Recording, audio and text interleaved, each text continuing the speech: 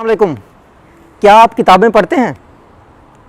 आपको कभी किसी ने कहा हो कि ये किताब आपने लाजमी पढ़नी है, या आप ये सोच रहे हैं कि मैं कोई अच्छी किताब पढ़ लूँ, तो मैं आपको एक ऐसी किताब बताता हूँ जिसकी करोड़ों कापियाँ दुनिया में बिकी हैं। हर दफ्तर में जो बॉस होता है वो अपने सबॉर्डिनेट को कहता है कि आपने ये किताब पढ़नी है। किसी भी आप कामयाब शख्स से मिलेंगे वो कहेगा कि ये किताब मैंने पढ़ी है, और इस किताब का नाम है 7 हैबिट्स ऑफ सक्सेसफुल पीपल। 7 आदत हैं जो लोग कामयाब होते हैं। 7 habits of highly effective people, जो हाईली इफेक्टिव होते हैं। पहले मैं लिस्ट करता चलूँ उन 7 हैबिट्स को कि वो कौन सी हैं, ताकि आप में से जो लोग पूरी वीडियो नहीं देखना चाहते, सिर्फ जानना चाहते हैं कि वो 7 आदतें इस बुक में कौन सी लिखी गई हैं, आप वो सुन के इस वीडियो को छोड़ सकते हैं। और जो लोग डिटेल में जानना चाह रहे हैं वो पूरी वीडियो देख लें। जो सक्सेसफुल लोग होते हैं उनकी पहली हैबिट होती है कि वो प्रोएक्टिव होते हैं। हर एक प्रोएक्टिव का मतलब ये है कि वो पहले से तैयारी करते हैं किसी भी आने वाले मुसीबत के लिए, या किसी भी कोई मौका आता है, अच्छा मौका आता है, उसको पहले से वो प्लान करते हैं, प्रोएक्टिवली प्लान करते हैं। दूसरा जो उनकी हाईली इफेक्टिव पीपल की जो हैबिट है वो ये है कि उनके जहन में एंड होता है कोई भी काम स्टार्ट करने से पहले, कि before starting anything they keep in their mind the end of that thing. तीसरी जो चीज़ है इंतहाई कामयाब लोगों की, वो ये है कि वो लोग जो प्रायोरिटी की चीज़ होती है, put the first thing first. आज के दिन उनका जो सबसे अहम काम होगा वो सबसे पहले करेंगे, या उनको लगेगा कि हमारी ज़िंदगी के हवाले से इस हफ्ते में या इस साल में जो सबसे अहम काम होगा वो सबसे पहले करेंगे। तो ये 3 आदतें उनकी हो गई हैं। चौथी आदत जो होती है ना, वो हमेशा विन विन सोचते हैं किसी भी काम में, चाहे वो कोई बिज़नेस का हो, चाहे पर्सनल हो। वो अपना भी जीत का सोचते हैं, दूसरों की जीत का भी सोचते हैं। जब मैं एक्सप्लेन करूँगा कि वो किस तरीके से सोचते हैं, ठीक है ना। ये उनकी चौथी हैबिट हो गई है। 5वीं हैबिट ये है कि वो उन लोगों की आदत ये है कि वो खुद की बात समझाने के लिए पहले दूसरे की बात समझते हैं। ये आदत बहुत ज़रूरी है। ज़्यादातर लोग जब कोई दूसरा बात कर रहा होता है तब वो बोलते हैं, दूसरे की बात पूरी नहीं सुनते, बस जवाब देने के चक्रों में होते हैं। तो इसमें स्टीफन कोवे पूरी अपनी इस किताब में बताता है कि अगर आप दूसरे किसी को अपनी बात समझाना चाहते हैं तो आपके लिए ज़रूरी है कि पहले आप उनको समझें। ये हमारे पास हो गई 5वीं हैबिट।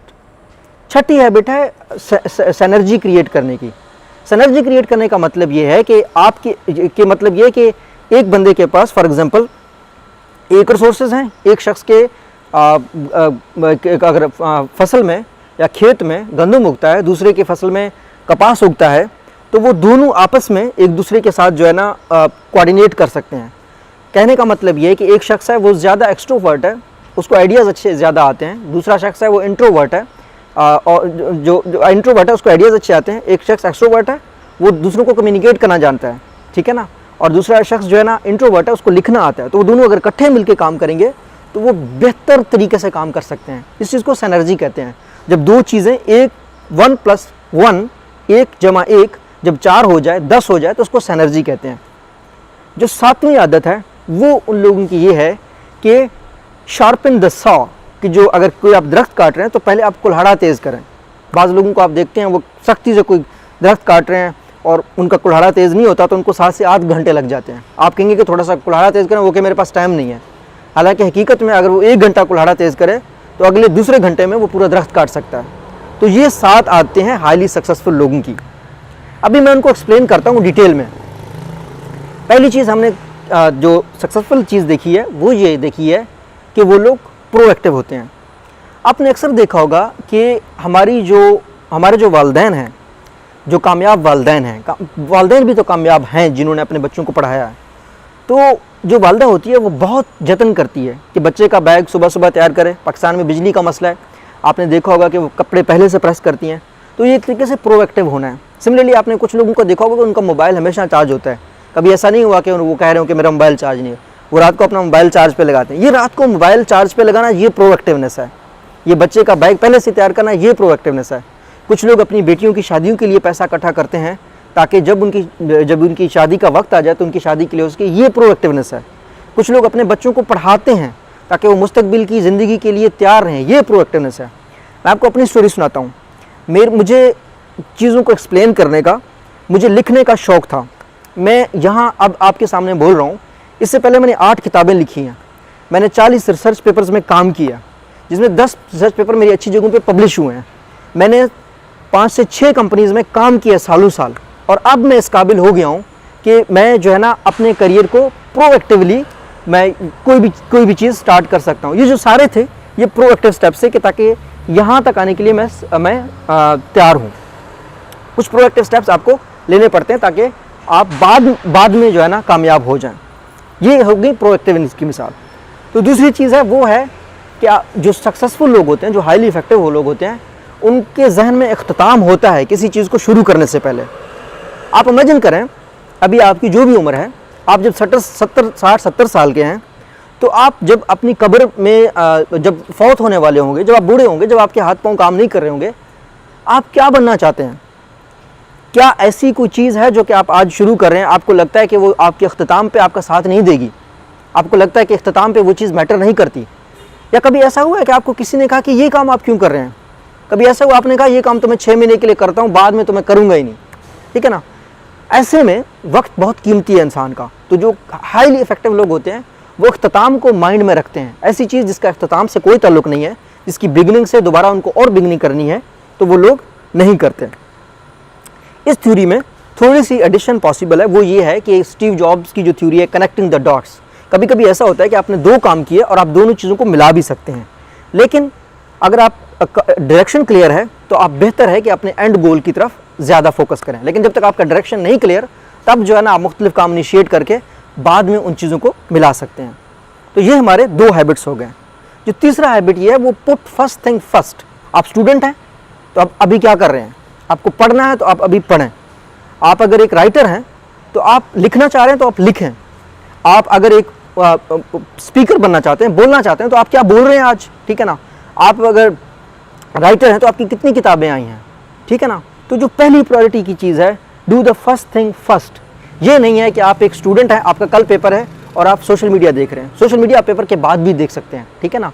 आप अगर रिसर्च कर रहे हैं तो आप अपना रिसर्च अभी करें, ठीक है ना? और अगर आपने छुट्टियों पे जाना है तो आप छुट्टियों पे बाद में भी जा सकते हैं, अपनी रिसर्च करके जा सकते हैं। तो ये 3 जो है ना आदतें हैं। अब 3 आदतों तक मैं आपको एक और बात बताऊं। स्टीफन कोवे सिर्फ ये आदतें नहीं बताता, स्टीफन कोवे एक और बात भी बताता है। किसी भी इंसान की ज़िंदगी के 3 स्टेजेस होते हैं। पहला स्टेज ये होता है कि वो किसी का डिपेंडेंट होता है, ठीक है? जिस तरह बच्चे अपने वालिदैन के ऊपर डिपेंडेंट होते हैं, उनका वालिदैन पे इन्हिसार होता है। पहले स्टेज में इंसान को किसी से इन्हिसार होता है। अगर आप अपना इन्हिसार दूसरों पे ख़त्म करना चाहते हैं तो आपको ये 3 चीज़ें करनी है। पहली चीज़, आपको प्रोएक्टिव होना पड़ेगा, ठीक है? मोबाइल अगर आपका रात को चार्ज करके आप घर से निकलते हैं तो आपको बार बार किसी पे इन्हिसार करना नहीं पड़ेगा, ठीक है ना? दूसरी चीज़, आपने एंड को जहन में रख के हर स्टेप लेना है, ठीक है ना? जिससे आपका गोल सेट हो जाता है, ठीक है ना? आपको किसी दूसरे की ज़रूरत नहीं होगी। तीसरी चीज़ होगी कि आप अपनी पहली प्रायोरिटी, फर्स्ट प्रायोरिटी पे जो टॉप इंपॉर्टेंट चीज़ है उसको टॉप पे रखें। अब ये 3 स्टेप जब आप करेंगे तो आप एक डिपेंडेंट पर्सन से इंडिपेंडेंट हो जाएंगे। मतलब आप अपनी ज़ात में आप इस काबिल हो जाएंगे कि आप सब कुछ खुद कर रहे होंगे। अब आते हैं दूसरे स्टेप की तरफ। दूसरा स्टेप है जी, पहले आप डिपेंडेंट थे किसी के, अब आप इंडिपेंडेंट हो गए, ठीक है ना? अब आप अपने आप को हैंडल कर सकते हैं। जो तीसरा स्टेप है वो ये है कि इंटरडिपेंडेंट। आप एक फैमिली के हेड के तौर पर सोचने लग जाते हैं, आप एक मुल्क के हेड के तौर पर सोचने लग जाते हैं, आप एक कंट्री के हेड के तौर पर सोचने लग जाते हैं। तो अगली जो 4 मजीद आदतें हैं वो आपको क्या करती हैं? वो आपको दूसरों के हक में आप बेहतर होना शुरू हो जाते हैं। चौथी जो आदत है वो है विन विन सिचुएशन की। अब मैं ये वीडियो बना रहा हूँ, इस वीडियो को आप सब्सक्राइब करेंगे, आप लाइक करेंगे, आपने सुना है, आपको अच्छा लगा है, दूसरा कोई और दूसरा आपकी वजह से कोई खुश होगा, उसका भी फ़ायदा होगा। ये है मेरे लिए भी विन विन, आपके लिए भी विन विन। आपके वालिदैन कहेंगे कि हमारा बच्चा अच्छी वीडियोस देखता है, इस वीडियो को देखने के बाद आपके लिए भी विन विन है, मेरे लिए भी विन विन है कि जो शख्स मेरी वीडियो मज़ीद लोगों तक मेरी वीडियो पहुँचेगा। मेरी किताबें हैं, आप अगर जाएंगे मेरी किताबों के amazon.com पे, आप अगर अच्छा रिव्यू देंगे तो क्या होगा? और लोग मेरी किताबें पढ़ेंगे, ठीक है ना? मेरी किताबें मशहूर हो जाएंगी। और आप अच्छा रिव्यू देंगे तो आपको भी उसका सिला मिलेगा, आप अच्छा ही आपकी तरफ ही आएगा। तो ज़्यादातर लोग ना विन और लॉस की स्ट्रेटजी में रहते हैं। ज़्यादातर लोग ये सोचते हैं कि मैं जीतूंगा उसको हरा के। ऐसा दुनिया में कभी नहीं होता। हर इंसान को अपने हिस्से का काम मिलता है। आप अगर किसी से अच्छे से बात करते हैं तो आप भी आपसे अच्छे में बात करता है। तो जो विन विन स्ट्रेटजी है ये एक्सट्रीमली इंपॉर्टेंट है इस बुक के मुताबिक, 7 habits of highly successful people. जो कामयाब लोग होते हैं वो हमेशा विन विन स्ट्रेटजी पे काम करते हैं। आप भी ये देखिए, इस कायनात में अल्लाह पाक ने इतनी चीज़ें पैदा की हैं कि हर शख्स अपनी बेहतरीन चीज़ पाले, चीज़ें कम नहीं होनी। तो आपने हमेशा दूसरों का फ़ायदा सोचना है, इससे आपका अपना फ़ायदा होगा। आपने हमेशा, आपके पास ऑप्शन होता है win loss, win win, loss win. आपने हमेशा विन विन को चूज़ करना है। तो ये हमारे पास 4 हैबिट्स जो है ना हमारी हो गई हैं। अब 5वीं हैबिट ये है कि understand first in order to be understood. अगर आप चाहते हैं कि दूसरे आपको समझें, आपके वाक़यात को, आपके हालात को, तो आप भी उनके हालात को समझें। अब इस किताब में एक इंतहाई खूबसूरत बात स्टीफन कोवी ने लिखी है कि मेरा बेटा मेरी बात नहीं सुनता था। मैंने क्या किया, मैं एक अपने दोस्त के पास गया, मैंने कहा मेरा बेटा मेरी बात नहीं सुनता। तो उस बंदे ने कहा क्या आप उसकी बात सुनते हैं? आपका बेटा आपकी बात नहीं सुनता तो क्या आप उसकी बात सुन रहे हैं कि वो क्यों नहीं सुन रहा? मैं आपको एक और मिसाल देता हूँ। आपको कोई दोस्त आके कहता है कि मुझे ये जॉब पसंद नहीं है, आप दूसरे लम्हे उसको मशवरा देने लग जाओ कि नहीं जॉब करो, जॉब ऐसी होती है, ये है वो है। आप अगर ऐसा कर रहे हैं तो आप गलत कर रहे हैं। वो कह रहा है मुझे जॉब पसंद नहीं है, आपने क्या कहना है, हाँ आपको बॉस पसंद नहीं है, आपका दिन अच्छा नहीं गुजरा होगा। उसको क्या लगेगा, हाँ इसने मेरी बात सुनी है, अब हम दोनों एक पेज पे हैं, ठीक है ना। उससे पूछें, उसको जब आप बताएंगे कि हाँ आपका बॉस अच्छा नहीं है, आपका ये अच्छा नहीं है, अगर आप चाहते हैं कि वो जॉब ना छोड़े, वो आपकी बात समझे, तो आप उसको बता दें कि ये आर्जी वक्त है, ये गुजर जाएगा। लेकिन अगर वो कह रहा है कि मुझे जॉब पसंद नहीं है और उसके साथ ही आपका अगला सेंटेंस ये है कि जी जॉब आपको क्यों पसंद नहीं है, बड़ी मुश्किलों से आपको जॉब मिली, तो ये वाली जो बात होगी ना, ये वो आपकी बात नहीं सुनेगा। क्यों? क्योंकि जिस पेज पे वो है आप अभी उस पेज पे नहीं हैं। पहले आपको उसको समझना होगा, उसके बाद अपनी बात समझानी होगी। दुनिया के जितने भी लीडर्स थे उन्होंने इस चीज़ के लिए बहुत सेक्रीफाइस की। आप हज़रत पाक सल्लल्लाहु अलैहि वसल्लम की ज़िंदगी ले लें। मक्का मुकरमा से मदीना मुनव्वरा में जब आप सल्लल्लाहु अलैहि वसल्लम ने हिजरत फरमाई, किस लिए फरमाई थी हिजरत? ठीक है ना, आपने उन लोगों को समझा कि ये लोग नहीं इस तरीके से समझेंगे, ठीक है ना।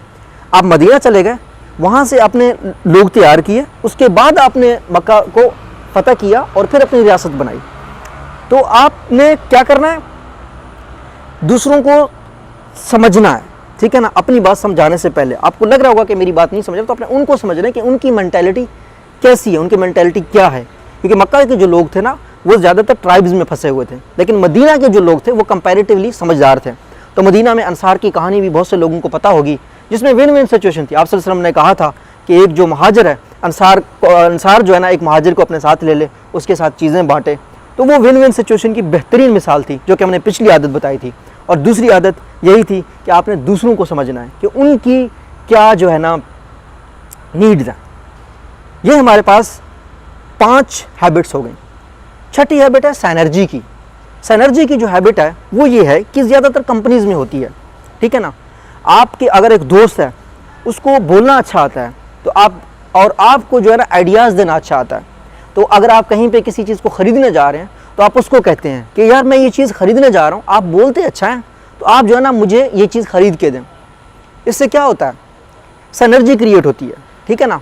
लेकिन कल वो किसी चीज़ के आपको सर्च में अच्छे हैं, आपको मालूमात ज़्यादा हैं, तो आपसे मालूमात ले लेगा लेकिन जाके ख़रीदेगा वो। इसी तरीके से कंपनीज़ में कुछ लोग विजनरी होते हैं, सोचते अच्छा हैं, आइडियाज़ अच्छे होते हैं, लेकिन जब काम करने की बारी आती है तो काम नहीं कर सकते। तो कंपनीज़ में जो बॉसेस होते हैं, जब क्योंकि मैं मैनेजमेंट साइंसेस का स्टूडेंट हूँ, मैंने अपनी पीएचडी में, अपने मास्टर्स में यही सीखा है कि आपने मर्ज करना है ऐसे लोगों को, विजनरी और अनेबलर लोगों को आपने इकट्ठा करना है, जिससे 1 + 1 2 नहीं बल्कि 4 हो जाता है। कभी कभी 1 + 1 11, कभी कभी 1 + 1 111 होता है। तो सिनर्जी एक्सट्रीमली इंपॉर्टेंट है।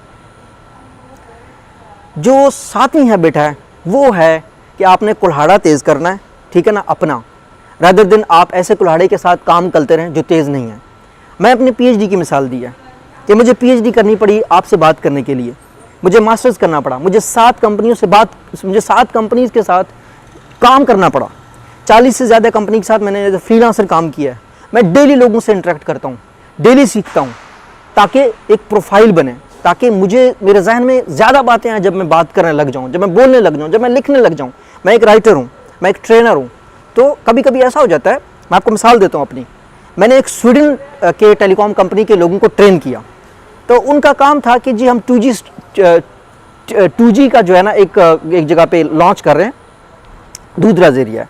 तो एक ऐसा एरिया था जहाँ पे आबादी वगैरह नहीं थी, हम रिसेंटली वो आबादी करना चाह रहे थे और वो उस तरीके से करना चाह रहे थे। लेकिन मुझे जो मेरा ट्रेनिंग कंपनी है उन्होंने मुझे बताया था कि वो कुछ नेटवर्क से रिलेटेड स्ट्रेटजी जानना चाह रहे हैं। मैंने कहा मैं इंजीनियर नहीं हूँ, मैं मैनेजमेंट साइंसेस का स्टूडेंट हूँ। लेकिन जब मैं उधर उनसे मिलने गया तो मुझे रियलाइज़ हुआ कि वो तो सिर्फ पॉलिसी देखना चाह रहे हैं, एक टेलीकम्युनिकेशन अथॉरिटी की क्या पॉलिसीज़ होती हैं। अब मैंने मुख्तलिफ कंपनीज़ में काम किया हुआ था, तो मैं क्योंकि तैयार था, ठीक है ना, मैं क्योंकि तैयार था, मेरा जो कुल्हाड़ा था वो पहले से तेज़ था, तो और मैं पढ़ के भी गया था डिफरेंट स्ट्रेटजीज़ को, डिफरेंट चीज़ों को। तो मैं अब काम कोई और था, ठीक है ना, मुझे बताया कुछ और गया था, लेकिन मैं क्योंकि अपने एक्सपीरियंस की वजह से, अपने कामों की वजह से तेज़ था, तो मैंने उस ट्रेनिंग को अल्हम्दुलिल्लाह 5 स्टार रेटिंग ली है। आप भी ज़िंदगी में, मैं आपको बताता हूँ, ज़िंदगी में कामयाब होने का जो कुल्हाड़ा का जो तेज़ करना है ना, वो है एजुकेशन का होना। आपने कभी कभी देखा होगा, अब ये चाय वाला एक लड़का मशहूर हो गया था, पढ़ा लिखा नहीं था, अब आप जानते हैं उसको, 2 दिन के लिए आया, ख़त्म हो गया। मुख्तलिफ सोशल मीडिया के स्टार्स हैं, जल्दी किसी बेहुदा वीडियो बनाने की वजह से, किसी भी वजह से वो मशहूर हो जाते हैं, लेकिन 2 दिन बाद वो गायब हो जाते हैं। क्यों? क्योंकि कुल्हाड़ा तेज़ नहीं था, ठीक है ना। तो आपने क्या करना है, कामयाब होने के लिए पहले अपने कुल्हाड़े पे टाइम लगाना है। इस हवाले से एक लकड़हारे की मिसाल दी जाती है कि वो ऐसे कुल्हाड़े के साथ लगा हुआ था जो तेज़ नहीं था, तो कोशिश कर रहा था कि वो कुल्हाड़े के थ्रू दरख्त को काटे, लेकिन वो दरख्त को नहीं काट पा रहा था। किसी ने मशवरा दिया कि आप कुल्हाड़ा तेज़ कर दो, उसने कहा नहीं मेरे पास इतना टाइम नहीं है। उसने कहा आप सिर्फ 1 घंटा इस कुल्हाड़े को तेज़ करें, आप देखेंगे आप 1 घंटे में दरख्त काटेंगे। अगर आप इसी तरह लगे रहे तो आपको 7-8 घंटे लगेंगे।